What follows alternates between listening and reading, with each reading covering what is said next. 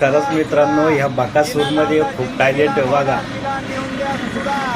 माणूस एक नंबर बर का. पण हा, लाईक करा, शेअर करा आणि सबस्क्राईब करा.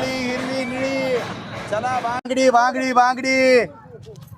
बोला ताई, कशा आहे तो बांगड्या? बांगड्या 110 रुपये डझन. नाही, अहो कोणती बी बांगडी काय, एक नंबर बांगडी आहे. पण मला तर पसंतच पडत नाहीये तो. पसंत पडत नाहीत.